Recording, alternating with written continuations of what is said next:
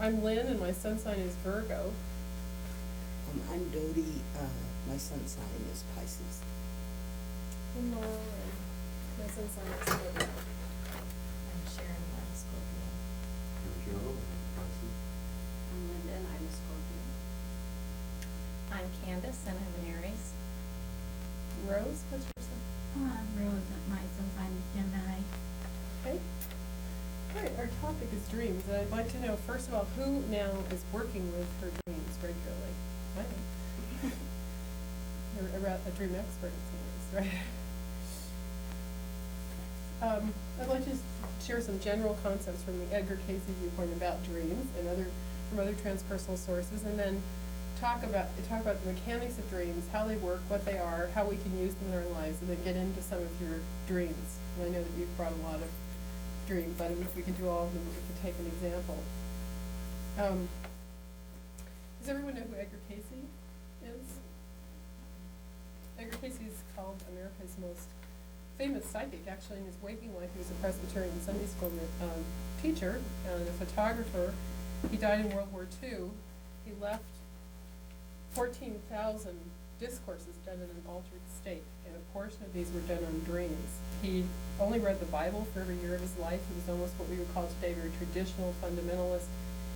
But he prayed quite a bit. He had a vision as a child. He asked to help people, particularly children who were sick, and as a result, he began to develop a strange gift. Even though he was not much of a student, he began to be able to sleep on his books and awaken with photographic memory sometimes.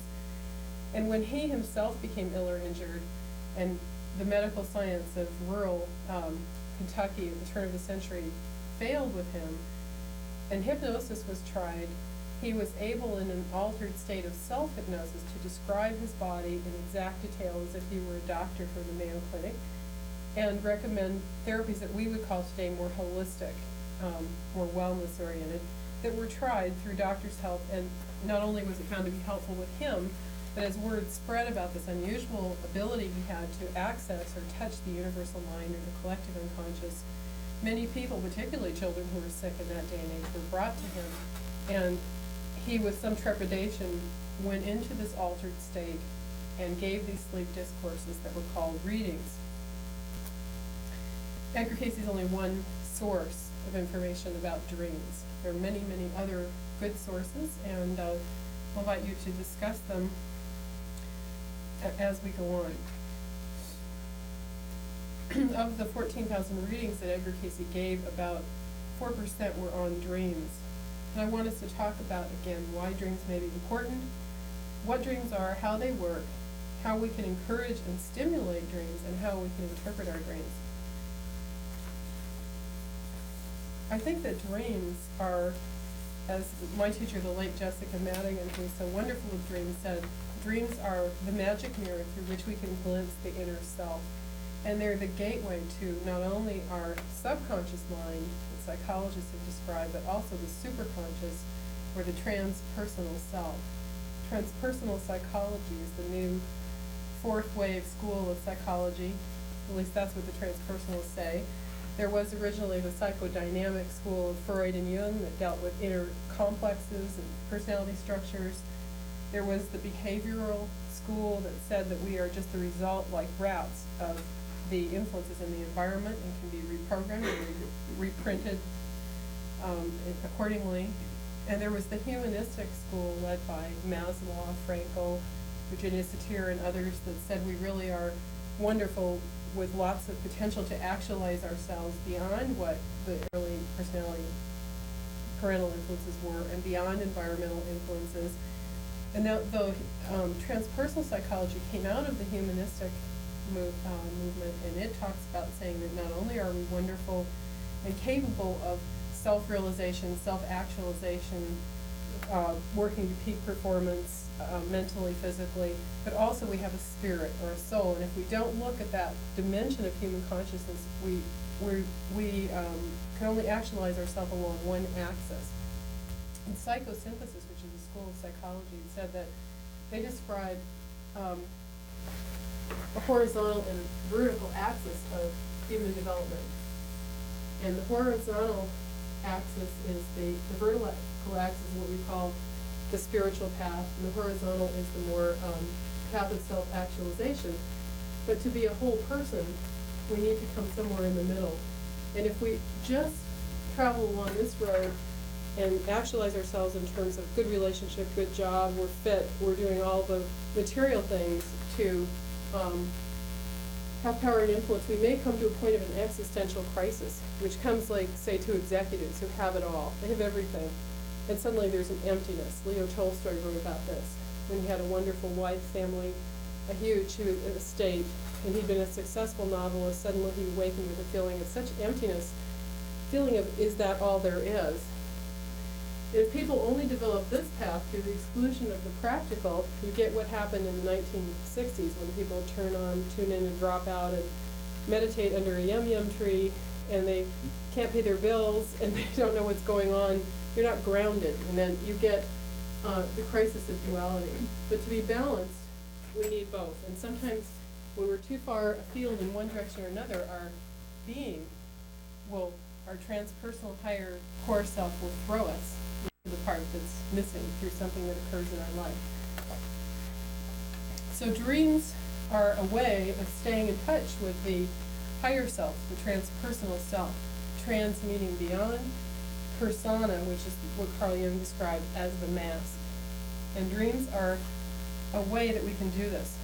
For those that believe in reincarnation, that we could have lived more lives than just one, it was thought that in this theory, it's not a theory for everyone, but those that believe it think that there may have been ancient cycles of prehistory that we may not, the mythical Atlantis, Egyptian, early Egyptian and Indian cycles, in which we were more in touch with the spiritual forces, in which maybe we could move in and out of our physical bodies more at will.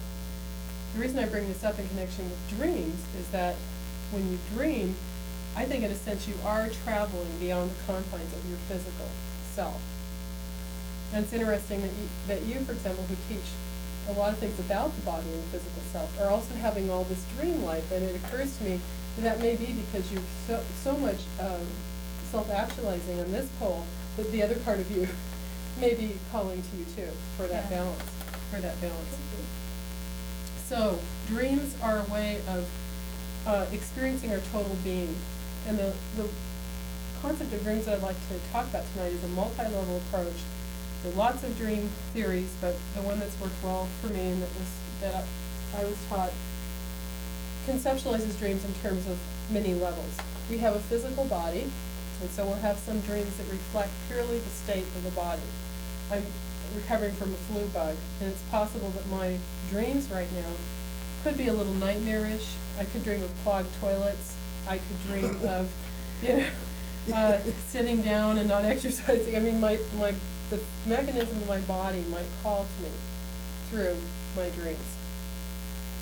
And before we get into those specific levels, I just wanted to share with you a quote from the Edgar Cayce material about dreams. This is one of the readings or discourses, and 3744. The study of subconscious, subliminal, psychic, soul forces is and should be the great study for the human family. For through self, mankind will understand its maker when it understands its relation to its maker. And it will only understand that through itself. And that understanding is the knowledge given here in this dream state. Sleep is the shadow, the intermission in Earth's experiences of that state called death. Sleep is a period where the soul takes stock of what it has acted upon during one rest period to another. And finally, for such experiences as dreams, visions, and the like are but the activities in the unseen world of the real self of an entity. Everyone dreams. In Stanford Sleep Laboratories, it's been proven that we have periodic REM, rapid eye movement periods that correspond to dreams, and that if we're awakened regularly during those, and to interrupt those periods, we can even have a temporary psychotic break because we begin to have a waking dream. It's like our craving to dream is so great that we begin to lose touch with reality and temporarily can almost appear to have a breakdown. So dreaming is very important to our psychological health. So dreams mirror the complexity that is us, and let's talk now about the different levels. Dreams of the physical body again, if you have nightmares all the time, you probably aren't feeling well or are taking some kind of medication that's interfering with the normal sleep patterns. So continual nightmares can be a sign of that. If you've been driving across 3 states and you keep dreaming of the line in the road, it's almost, or even doing dishes at a restaurant hour upon hour, there's a certain unwinding process in which for a little while you seem to rehash what's happened. But even in those dreams, usually there's some meaning. And I find that if people work with their dreams and make the connection, you realize pretty quickly or pretty soon that these are not meaningless events. President McKinley, one of the United States presidents, had an example of a physical health dream. He had this cat named Tom, and he had this cat as a child. And eventually, when Tom was very old, the cat developed a cancer and died. And President McKinley, and this is a true story, kept dreaming that the cat had returned and was reaching his paw inside his, president's mouth, scratching on the roof of his mouth. And it recurred and recurred.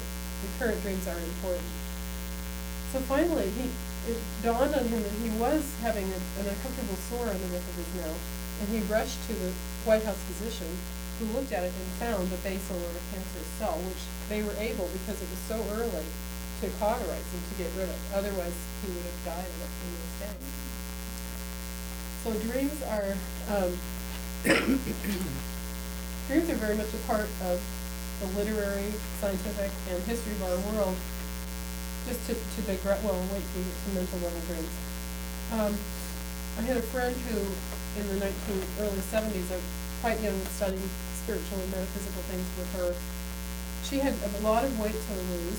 She'd grown up on a diet of white bread and the donuts and real imbalances in the diet and money situation. She discovered better nutrition, but she didn't know where to begin. She was a Gemini and she liked to do fun things, inventive things. So she told her dream self to dream the foods that she needed, to incorporate those in the dream, and she would eat them. It would help her to lose weight and become healthier. She had tried to read Freud and she had tried to read Jung. She noticed that when she read any body of material, her dreams would please almost that theory, and she began to dream Freudian dreams, and she began to dream Jungian dreams. She said, this is funny. Well, then it sounds like there's some higher part of me trying to communicate with me, and it will communicate with me in any language that I establish. So how about, I really don't understand Freudian and Jungian systems. I'll just make my own up. And so she started telling her higher self things as she went to sleep.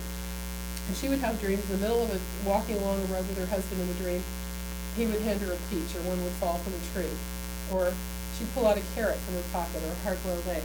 And she started doing this, and I watched her. She lost 60 pounds over a year period. She lost her craving for a lot of the things that weren't so good. So it worked for her. That's the physical level of dreams in this framework. The emotional level of dreams is the level that's been explored so much by psychologists like Freud and Jung and others. And in terms of that level, we might dramatize some of our stored fears and attachments. We may dramatize. For example, I had a dream that my brother was born and apparently developed a cough. He was the youngest of 3 children. And my mother said later, maybe you were a little jealous of him being born. Well, that's all I knew of that. I didn't remember it much. I looked forward to him being born. But I had a dream much later when I was trying to understand myself in this transpersonal way, that I was in the underground garage with my mother and my brother. My brother looked like he had a baby body, but a giant, like an old man's head. He looked like an adult. And we were in an underground garage, which I associated with the subconscious or the hidden realm, emotional realm. And my mother, I could sense she wasn't very happy right then in her marriage, and that my brother, being born, she kind of bonded with him as a substitute for some unhappiness that she had in her marriage. And I think it stemmed from past life, I believe in past life, that she had known my brother as an adult once.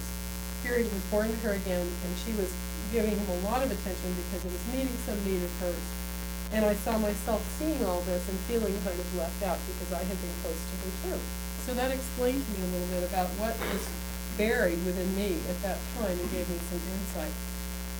If you dream of someone, a bear chasing you or someone stabbing you, and I mean there are other levels of this, but oftentimes you will dramatize your worst fears and anxieties, so the dream is like a safety valve for you to release and out-picture, exaggerate the things that you're afraid of, the things that you feel.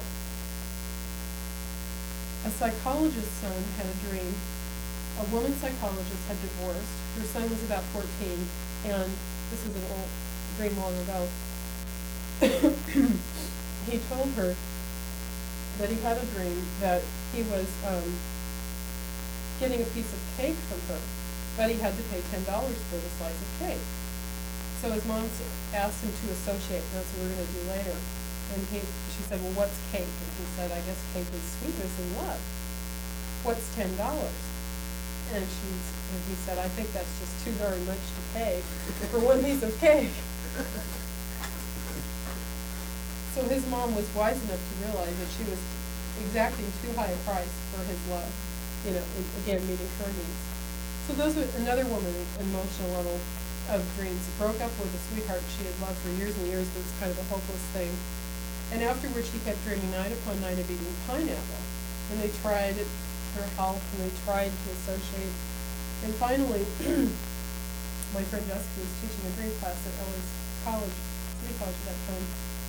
Finally they broke the word down, pine, apple, and she said, well, what's an apple? And she said, I guess that's the apple of love, and what's pining? That's longing for that. So really she was pining for the apple of love in that case. The mental level of dreams.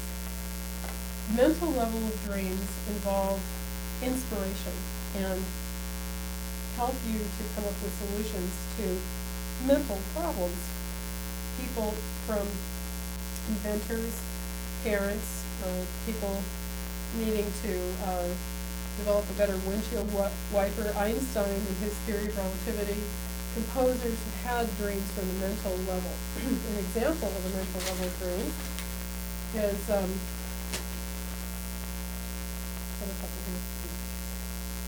Robert Louis Stevenson wrote the classic thriller, Dr. Jekyll and Mr. Hyde, after seeing the story in a nightmare. Elias Poe saw the key breakthrough for inventing the sewing machine in the dream. And Julia Wardhoe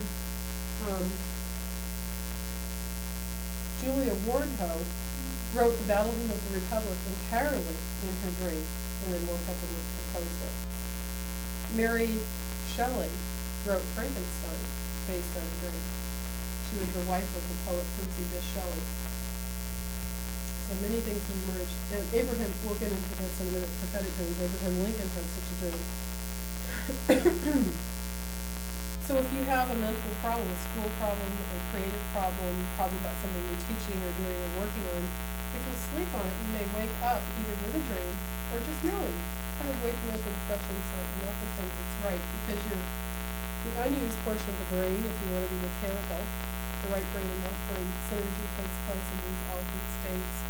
You can feed in a thought through suggestion and have it processed through your whole brain or your whole intuitive and creative self as you sleep.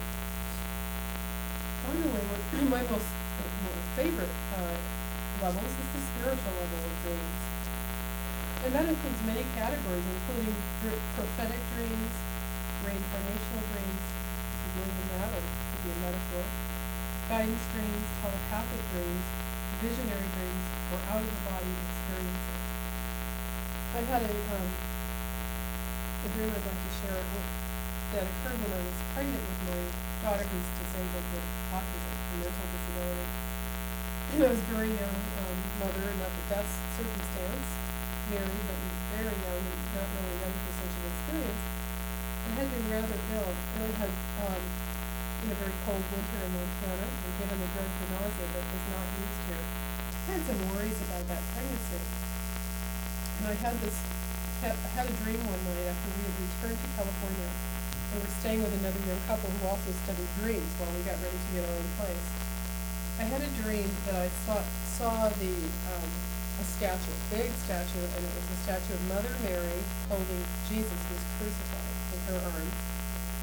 and Jesus' body in white stone was all chipped away on one side of the body. Well, I'm not a Catholic in this life, although I have later discovered I have a lot of enjoyment of many parts of the Catholic Church, but my mother hated Catholics actually. She was raised in a Catholic neighborhood and they didn't let her play with them, so she instilled actually almost a importance of the Catholic Church, which boomerang, that's why I like the Catholic Church, probably rebellion. But anyway, I knew nothing about Catholic statutes at that point. And I woke up and I thought, oh, maybe this means there's something wrong with the baby, you know. And I was talking to the young woman we were staying with who desperately wanted to have children and couldn't, and she said, oh, don't worry, I'm sure it's nothing. And then 3 days later, we got the morning newspaper, and this is really a true story. It was written about in a newspaper. We got the morning newspaper, and on the night that I'd had the dream, a man broke into the Vatican with a hammer, went to the Statue of the Pieta, and chopped up the left side of the body of Jesus. And I began to have a series of dreams like that about the space flights that were occurring, which didn't interest me at all, about earthquakes, to the point that the Spartan daily newspaper, San Jose State, and another paper started doing some interviews about these prophetic dreams. So I had a whole roll of dreams that appeared to connect to world events. And I think it's possible for all of us to dream about world events. Before this crisis, being pretty tuned out to the world situation today, I started tracking dreams with a friend of ours. I hadn't been doing regulars on dreams, and we started exchanging dreams. And about 2 months ago, in November, early December, so I had a dream that there would be something would occur in the Middle East related to Wednesday. And then in addition to that, it reminded me of the Panama conflict and also the global tragedy now like Panama, so who knows if the prophetic dream he was working on, but all this is something we're all getting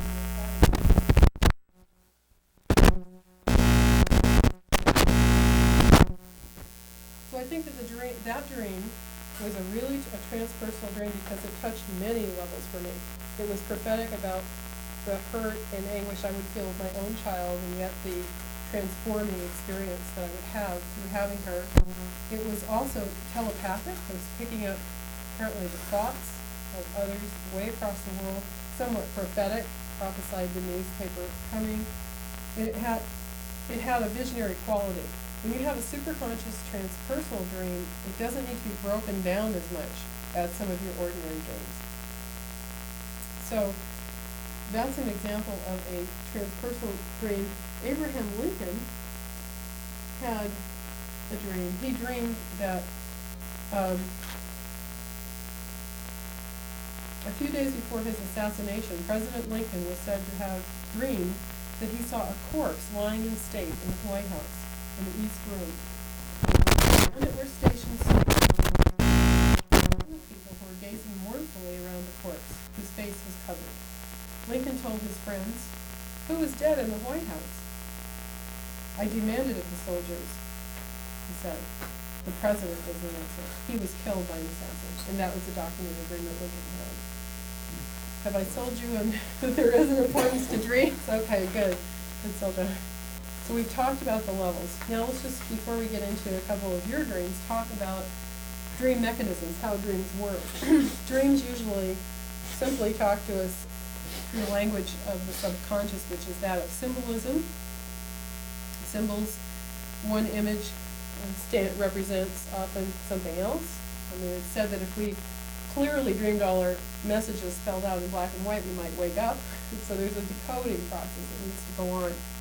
Our dream symbols are often personal, most often, but sometimes, in the case of these latter dreams, they're universal.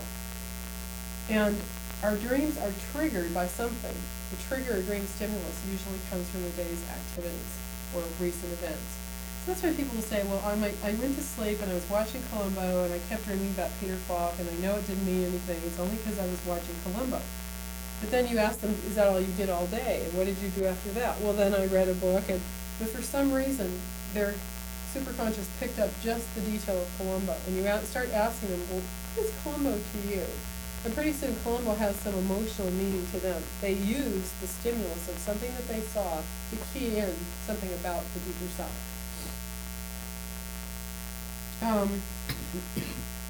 You can encourage dreams, as I said, through affirmation.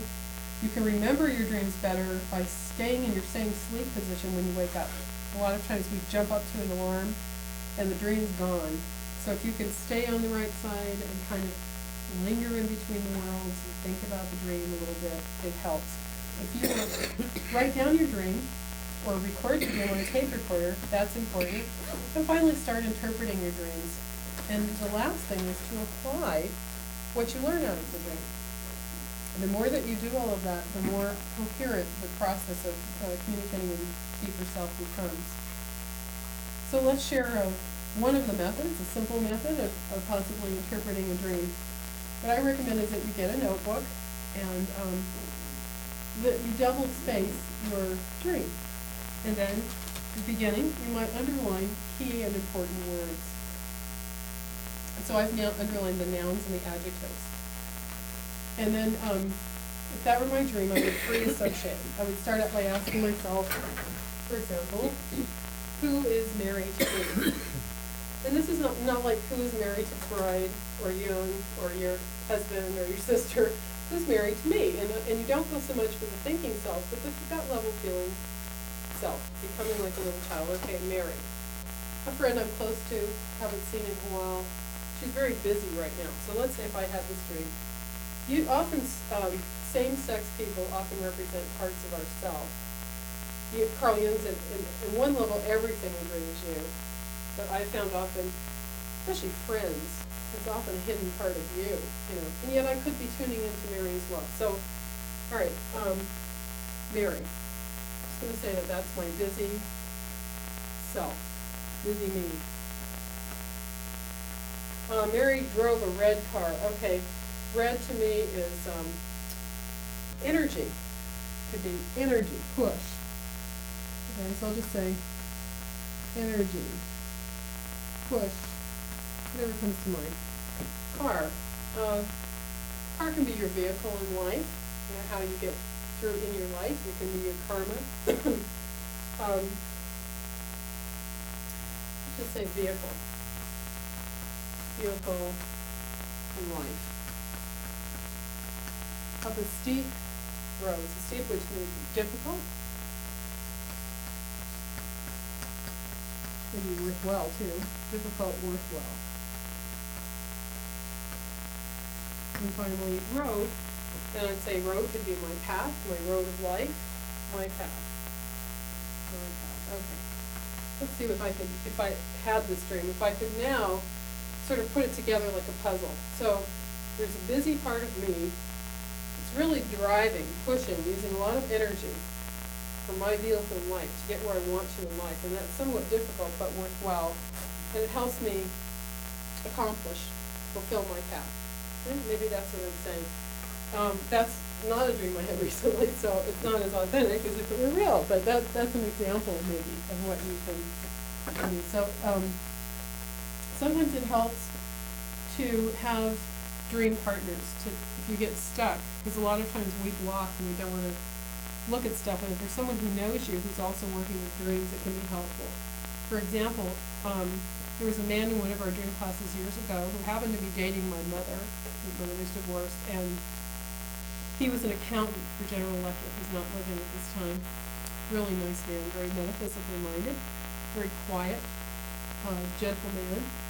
My mother was a triple Leo, quite flamboyant, and he was dating her. In addition, was not like him, he met another lady who happened to live in her apartment building and was her good friend. And he was dating both of them. Well, he hadn't told them. And he kept coming to our dream group, and he lived in San Jose, the ladies lived in Palo Alto. He had this dream that he was driving up Highway 101, and he'd get to the Palo Alto border, and World War III had broken out. I mean, there were Scud missiles and everything. And he kept thinking, war, could it mean, what does it mean? War, warring self, and war in the world. I mean, we went through this dream week after week after week. Finally, it helped because someone who knew him said, Earl, what's in Palo Alto? I don't know, Stanford University. He was real blocked. And finally, someone said, what else is in Palo Alto? Well, Lori's there and her friend, and the two gals I'm dating. have you told him? No. Why not? I'm afraid World War III would break out. So, and he went, oh, okay. So he kind of got it. And it can help if you have a friend to share your dream with. Dreams, if you believe that you've lived before, dreams can be reincarnational, could possibly help you glimpse past lives you've lived, or some say that's metaphoric for our own inner journey. I think you can tune into the people that you love through dreams on occasion and really pick up and sense what's going on with them. If you're contemplating a relationship, you may prophetically dream what may come ahead. One young man went to Cayce and said he had a dream that he and his fiancée were in a boat and it was extremely stormy. But at the end, the waters became smooth and they sailed toward a rainbow. And they were having a lot of adjustment problems contemplating the relationship. But the sleeping Cayce tuned into collective unconscious, higher self, creative mind, infinite spirit, the creator, and the information was that this was a prophetic in this man's self, and that he would in fact have a positive life journey with this woman, but they each had to meet a bit of their own ego and adjustment, and in fact that came out to be true.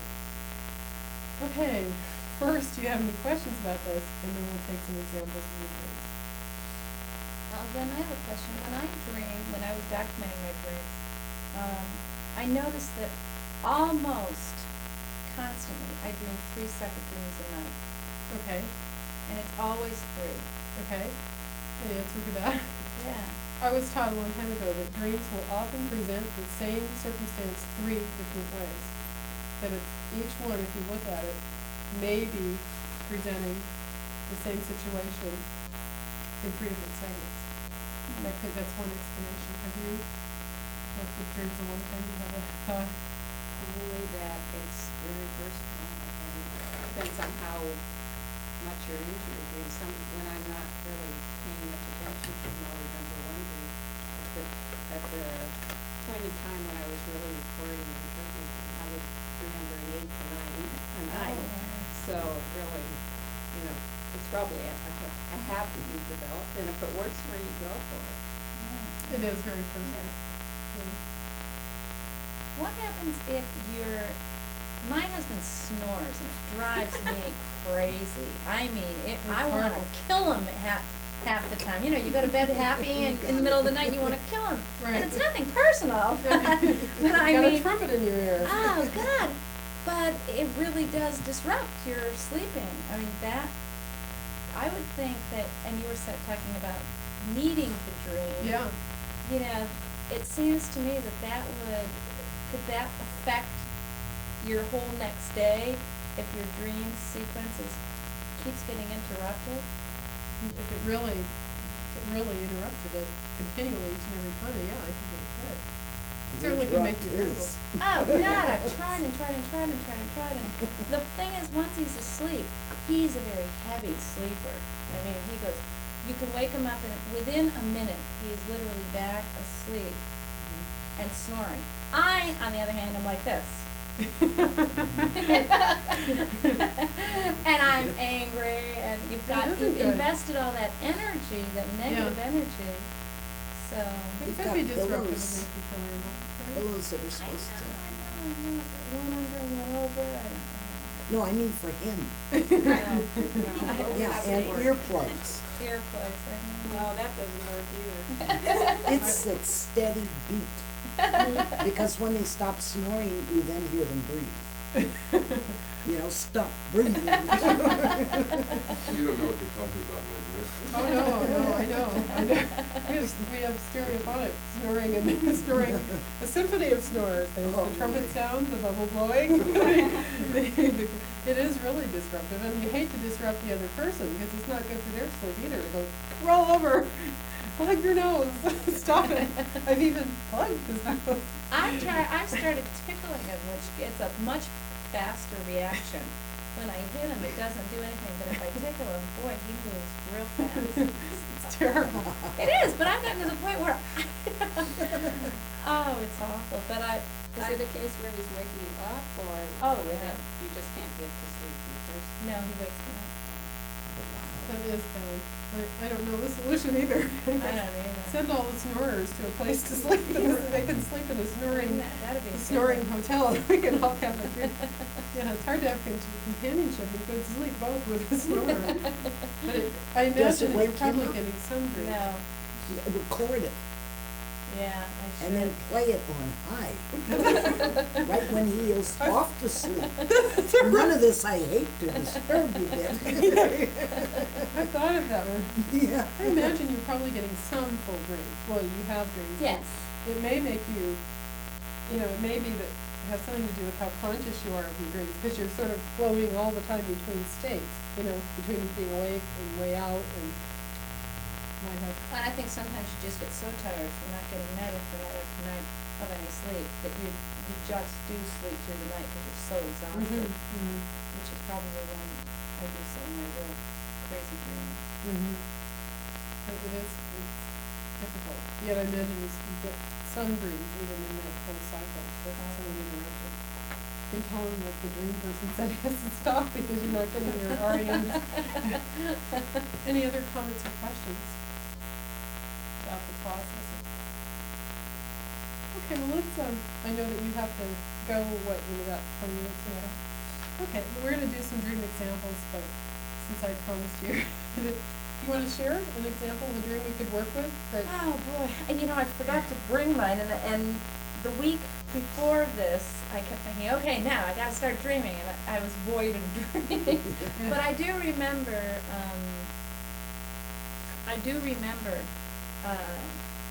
three dreams that really were just very strange dreams. One dream had to do with me dealing with my mother in a sense, and I'm just trying to remember them from when I've written them down. But I was dealing with my mother, and the next thing I knew, I was underwater.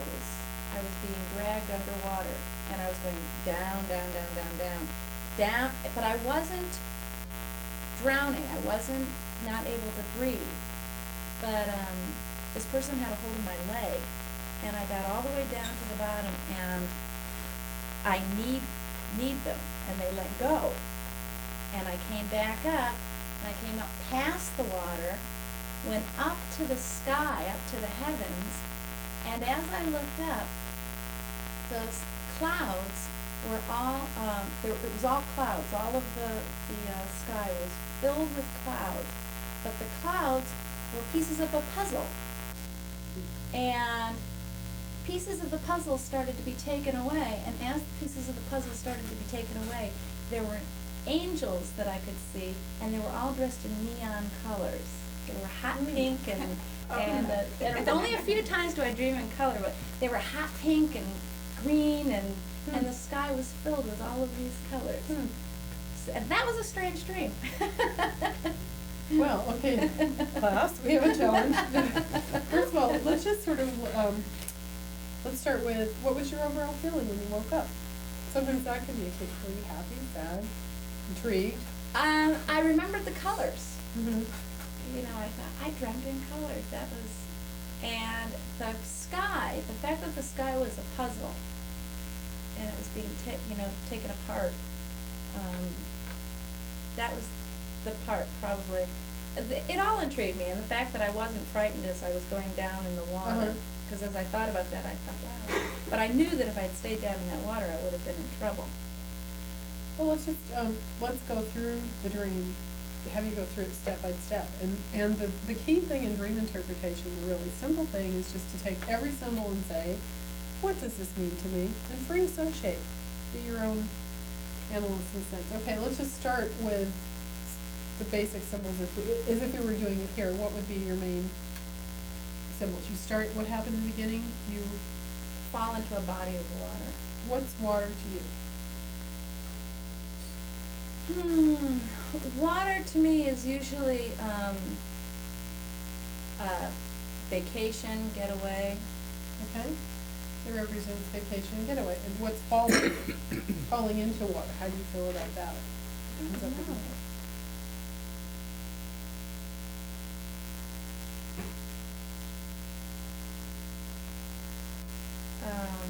Maybe losing control. something. being totally out of control of the situation. Okay. Well, maybe we Not can having my balance and Right. losing my balance and falling. Okay, let's just sort of take some of these images. Okay, so you have losing control. No, falling. Bring it upside down into water, which is both losing control and also water is kind of a getaway, a vacation or release, Mhm. sort of. Yeah, water's always positive. Positive.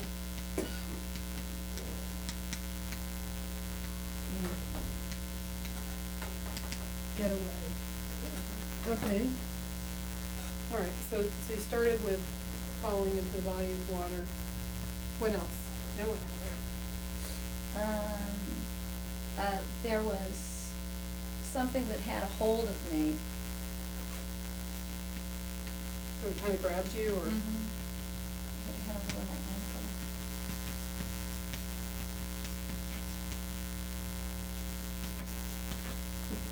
So let's see, something, you don't know what it was or who it was. I think the something in this particular dream was my mother. Okay. Who's your mother to you? Right now, the time of the dream, you told me this a month or so ago. right? Yeah, this was a while ago. She's a controlling factor. Okay, She tries to be a controlling factor. all right. Okay, and had a hold, so that fits in, the mother and having a Mhm. hold on you. Okay, anything else? What happened then? Yeah, then I broke away, Okay. rather violently.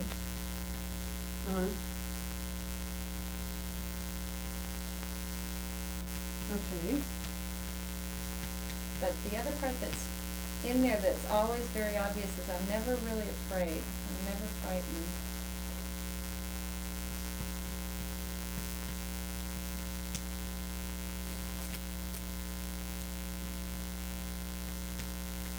not afraid, and that really stands out to you. Uh-huh. Okay, And then, come up through the waters into the heavens.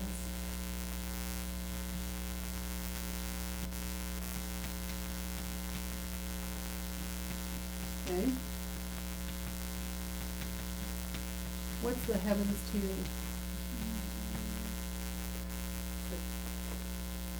She's using a lot of universal symbols. Notice that her symbols are symbols that might mean pretty much the same thing to most of us. So Well, the street yeah. has kind of a universal. Heavens, and, I think of when I'm flying, when I'm doing my traveling, because I am up in the clouds. When you fly in When I'm flying, I'm literally in the clouds. Okay.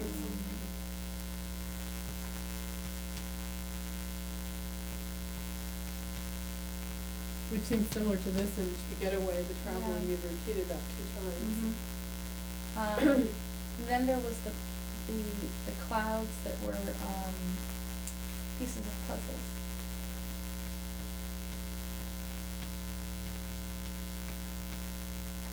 Puzzle pieces. Okay. What do you associate with puzzle pieces?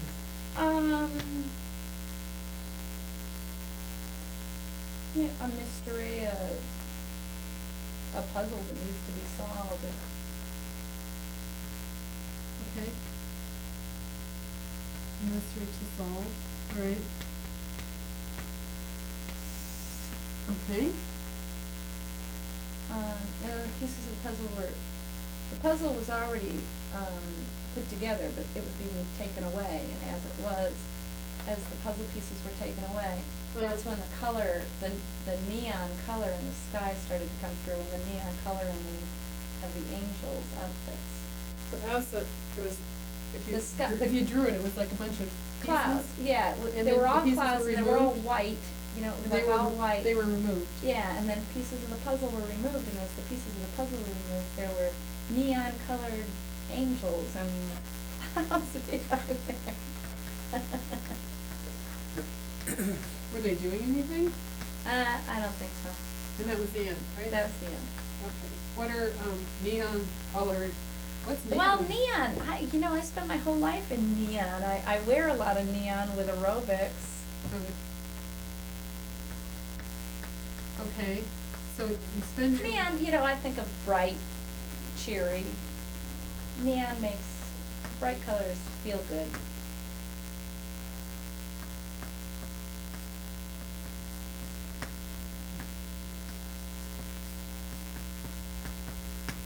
Okay, and angels? Angels, yeah. If you're a Aerobic Yeah. angels and leotards. Angels. Good guys.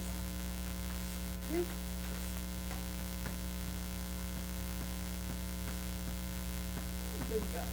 Okay, so we had Cave, which is we're falling, water, something, which turned out to be mother, broke away,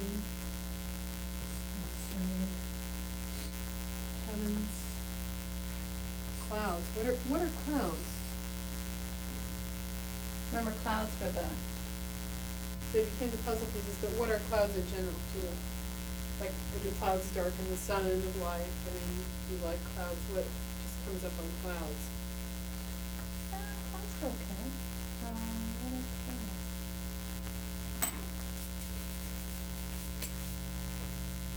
Clouds, when I think of clouds, I think of different levels, because clouds can block out the sun, but above the clouds, sometimes when you're below the clouds, it's gray and gloomy, but when you fly above the clouds can be beautiful and blue. With perspective, right? Yeah. Hmm. Yeah, so the clouds are probably, Okay. Now, what could all of that be saying about your life? What situation in your life, maybe that relates to your mother, your work, getting away, breaking out and being yourself, not being controlled, emerging, is there something in your life at the time of the dream that this could all be about on one level? I don't know. The other thing it could be, and I never thought about it, is me being the mother, and me being controlling of my daughter. It could be too, yeah. And I never even thought of that. Interesting. Because there's so many times, she's 11 now, at that age where you love them to pieces one minute and then you want to kill them the next. Yeah. Yeah. And I feel, a lot of times I feel bad that I've yelled at her when perhaps I should have dealt with it in another manner. Yeah. So, I never even thought of that. I thought of me being the person dealing with my mother, but it could have been me being the mother. Well, maybe you're still getting a new perspective on the whole mother-daughter thing, Yeah. Once you were under the clouds and it was your mom, and now you're seeing it from a different level, maybe? Maybe. On one level? Maybe traveling from one level to the other. Possibly. I mean, this seems like an important enough dream. We may not be able to get it even in this length of time. It takes some really more associating and digesting, but what else are we saying? Okay. Well, I remember having some dreams about my daughter being in water, and I told my friend Jessica, there was an Edgar Cayce thing, if you dream of a child drowning, pray for the child, and I thought, what is it that's causing her a problem in her life? I had to leave her in daycare. I didn't think the daycare was so great, and finally my friend Jessica, and I would try to get her to tell me her feelings. I was really pretty much engulfing her, and Jessica said maybe she feels like she's drowning, and I backed off. So in that case it related to it, but there's some really beautiful things in this dream too, the sense of immersion. It's your dream, so it's not going to be any of our dream, but at this point maybe we can just throw out some ideas to throw around the table, things that might have hit us. Not like we're going to tell you what it is, but does anybody else have a response to this? An intuition, or something that Kenny wants to look at?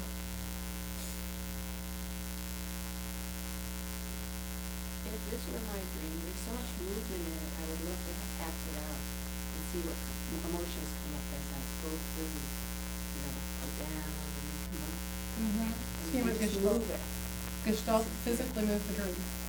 I mean, no, act it out, just move the dream, come up and see what happens. We'd love for in you the to do body. it, but you're in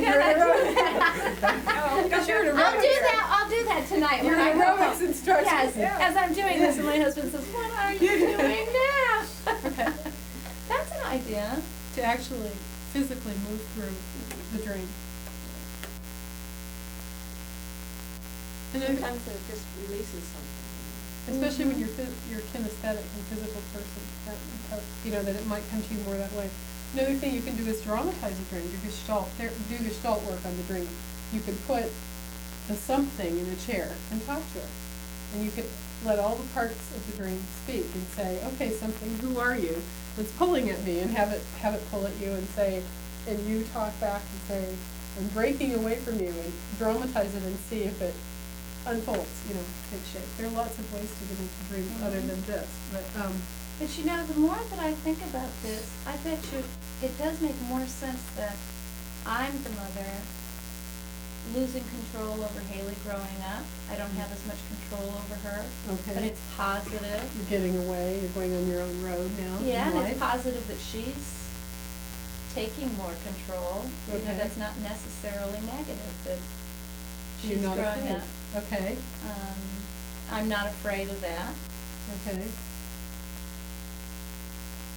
And that, it will get, and puzzle pieces, there's lots of mysteries with an 11-year-old trying to figure out because one minute she wants one thing, one minute she wants another. Maybe that's what that was all about. That makes a lot more sense. And that's what you look for, is that click. It kind of starts to come together, and it starts to click, and it starts to fall into place. It sounds like that's it. Well, and I've been thinking a lot lately, she is 11 and she's the only child I've got, and I'm at that point where sometimes I say, gee, I wish I had another little person around. Of course, then I get 2 or 3 other little kids in the house, and I can't wait for them to go home, and then I think, no, I didn't want to do that. You can always still do that, but. Yeah, I know, and that's another idea, but, Maybe not, yeah. I want it to instantly be 2 years old now. Have you pregnant back with you. And you've got all the images of getting away and traveling and aerobics and new Yeah. things in your life too that Yes. are coming up for you. Yeah, and the older she gets, the more free my husband and I are to do things, and that makes sense, and I never thought of it. Aren't you clever? Well, aren't you clever? It's really your dream, and you found it's within you. Well, that's very good, thank you. You're welcome. Because I have thought about this dream, because I had this And you- dream a while ago. Yeah, I remember. And I have hung on to this dream. for a It long has a really good feeling, the dream. I mean, Uh-huh. the outcome seems really good with it. Before we take a break, any more comments on this dream? And what we'll do afterwards is to get into your dreams more in depth. One concluding comment on dreams for this part is that it really is important to keep a dream log and to put the date and the year if you're going to do it over a long period of time. I don't know if you found, but I have the dreams are prophetic, years and years ahead. And it's really, really helpful to title them. Oh. Because not only, if you have, scads and scads, does that help, to keep a table of contents to get to them? But also, if you get good at it, titling them can sometimes reveal the theme of the dream and give you a head start in all this interpretation. Oh, Now, there's something about entitling them, I'll go, oh, that's a pun on, whatever. So how would you title that? Oh, how would I title this dream?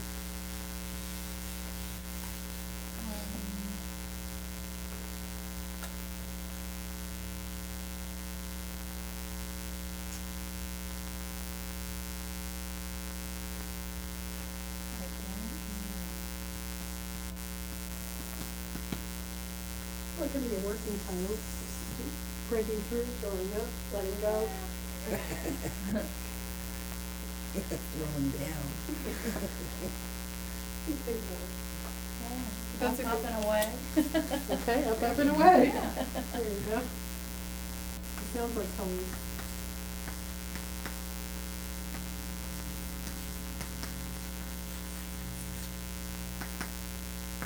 Can you share a little bit about what you've done with dreams, just a few minutes about your experience and the journal, and to open up more horizons about what can happen in dreams?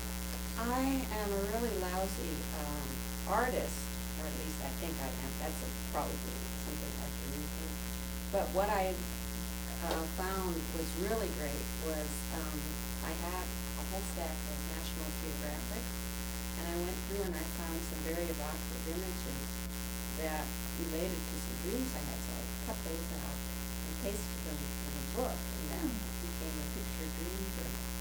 Because there was a time when I got to the point where writing everything down was a big struggle. So to shift to different kinds of journals. What has your dream work led you to do, and what others, except you were sharing about the dream journal and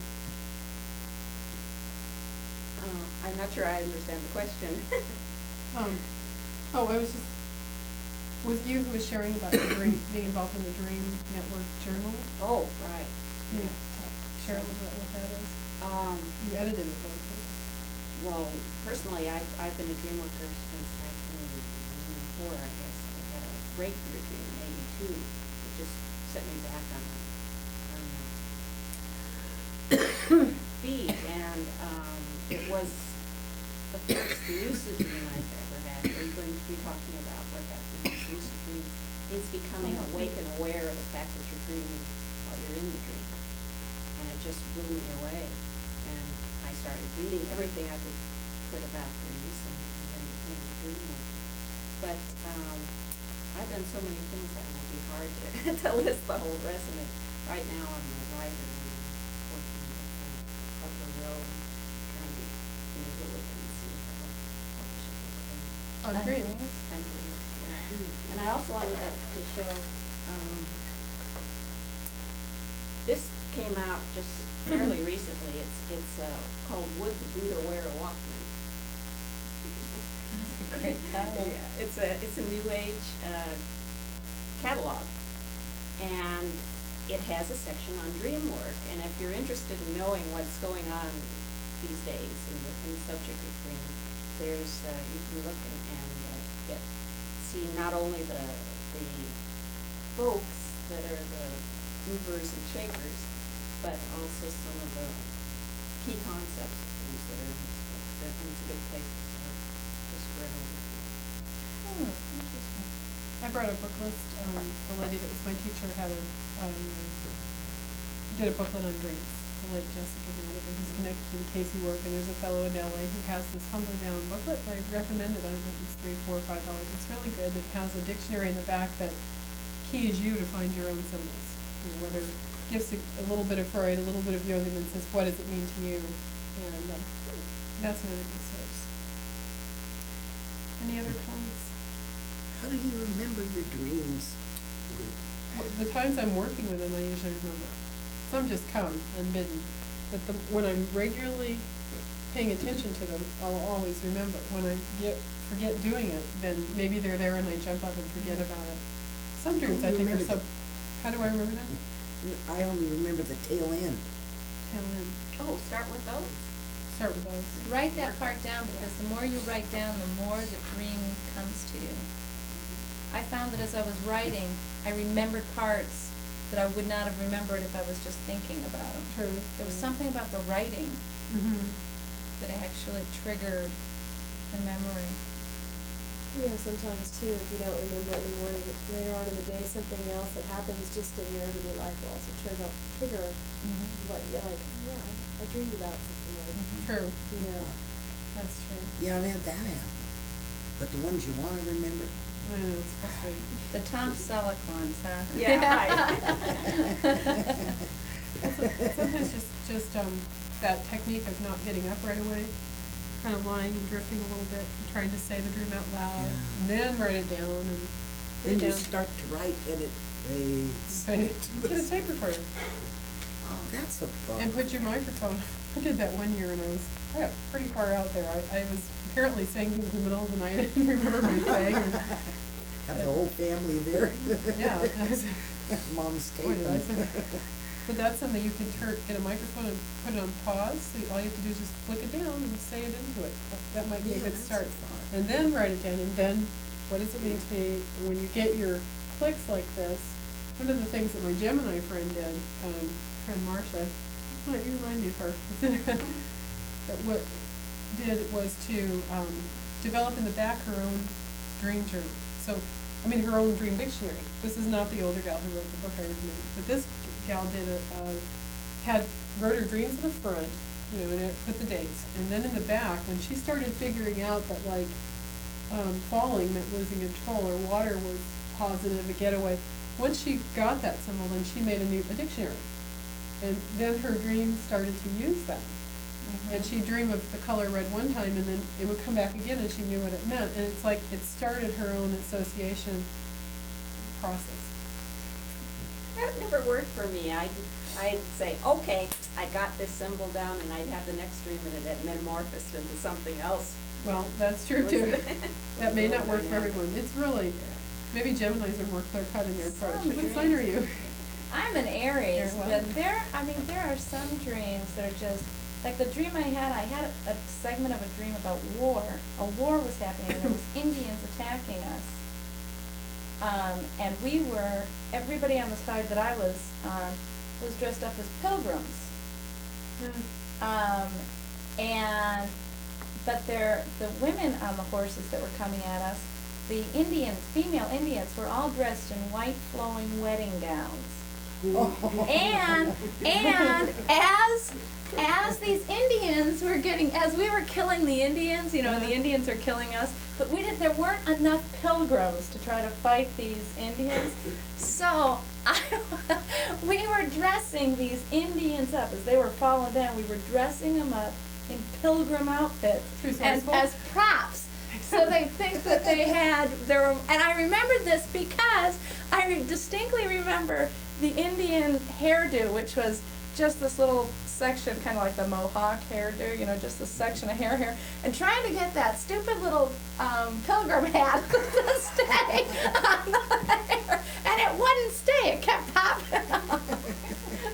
Well, now You try to read something out of it. I woke up hysterical. I thought that was the funniest dream and there were lots of other parts to it, you know, and there were underground parts, but I wasn't dressed up in any of these garbs. But that was let's test you. You have to take this method with you, I hope. So, okay, put yourself through it. Just do the what does each thing mean to me. All right, you know, it's short enough, that part of it. What did, and ask yourself about those symbols.